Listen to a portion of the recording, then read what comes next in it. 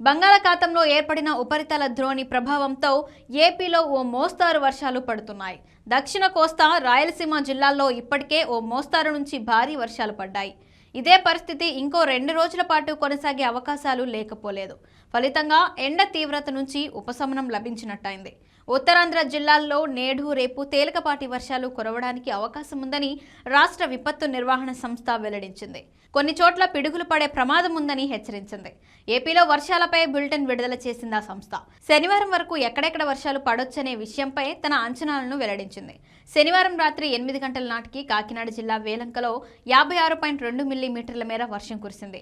ఏలేశ్వరంలో 48.5, కోటనందూరులో 45.2, అనకాపల్లి జిల్లా నర్సీపట్నంలో 44.5 మిల్లీమీటర్ల మేర వర్షపాతం నమోదైంది. అలాగే రాష్ట్ర వ్యాప్తంగా 33 ప్రాంతాల్లో కనిష్టంగా 20 మిల్లీమీటర్ల వరకు వర్షపాతం రికార్డైంది. అనకాపల్లి జిల్లా మాడుగుల 39.8 డిగ్రీల గరిష్ట ఉష్ణోగ్రత నమోదైంది.